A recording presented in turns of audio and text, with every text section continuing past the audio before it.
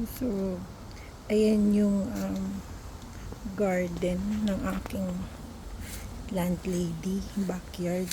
Mamaya magkakape tayo dun pag hindi masyadong mainit.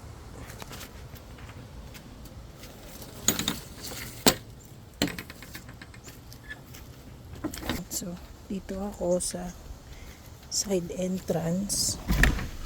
Pero for the meantime, ito rin yung ginagamit nilang entrance kasi nire-renovate yung kanilang porch. So, pagbaba mo ng hagdan, dito na yung laundry. So, ayan, may sarili akong laundry dyan. Ayun yung aking mga sabon, Fabcon, trash. Ayan, vacuum. Kaka-vacuum ko lang kanina. Tapos, yan yung mga cup ko, pinatutuyo ko lang. So, ito siya. Pasok tayo. Ito muna sa kanan. Ayan. Lakas ng loob ko mag-tour kasi bagong linis. Kakalinis ko lang. So, ayan. Since nasa basement ako, ito lang yung bintana ko. So, ganyan. Pag umaga, tinatapat ko yung electric fan galing sa labas para yung hangin sa labas pumasok dito sa loob. So, yan. Aking bedside table, na laptop. Yan. May manonood ako mamaya Netflix. Tapos, ito yung galing kala Tita Olive, kala Mama Pet, kala Tito Marlon. Yung mga ibang damit ko dyan, pang winter pa. Tapos, yan yung closet ko. Masyadong laman. Kasi nga kulang din yung ko, lagayan ng damit. Yun, sa yung mga jacket na nagamit ko na. And then, ito talaga yung study table. Pero, di ko alam ba't di ko bet dyan mag-study. Siguro kasi gawa ng ilaw. May mga bag ko sa trabaho, bag sa school. Yan, kaka-vacuum ko lang din yan. Ayan, dumi talaga yan. Hindi ko alam kung paano tanggalin.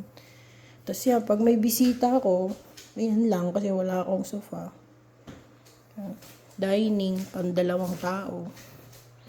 Yan. Tapos ito, pag yan, binubuksan ko din minsan para yung hangin ba. Yan. Ay, tapos na to pala. Tada! Tapos na. Yun, tapos fridge. Yung prutas, tinapay, bigas. Ito, kabibili ko lang nito. Bigas, toaster. Ayan yung mga pinggan. Ayan, kakalinis ko lang. Walang kabakas-bakas ng katamaran yan. Pati ito, yan, nilinisan ko yan. Ayan, rice cooker. Tapos dito naman, yan, dyan tayo galing sa dining.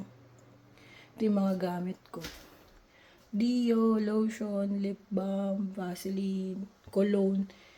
Kung sa Pinas, malakas ako magpabango. Dito, di gaano. Gawa ng, hindi nila bet. Minsan bawal, ganun. So, yun yung lagayan ko ng mga panglinis. Ayan. Pang hair. Tapos last itong banyo. Ayan, so andyan na rin yung aking mga maraming damit. Ito storage yan, hindi ko naman siya binubuksan. Kasi nandyan yung pinaka, tawag dun, yung furnace nandyan.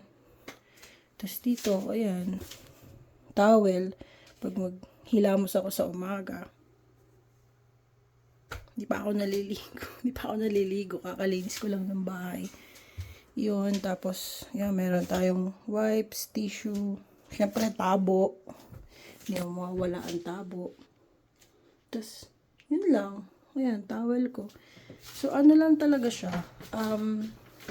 Kasya naman dito siguro ang couple.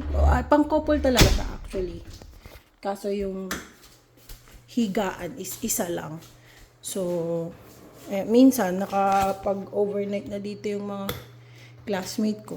Naglatag na lang sila dyan sa lapag. So, Ayun lang, maliit lang siya, pero ang kagandahan is ako lang nandito. Kahit magpalakad-lakad ako dito or kumbaga, um, let's say, halimbawa galing akong trabaho tapos hindi pa ako nakakahugas ng pinggan, okay lang kasi wala namang ako lang naman kasi yung nandito. So, yun.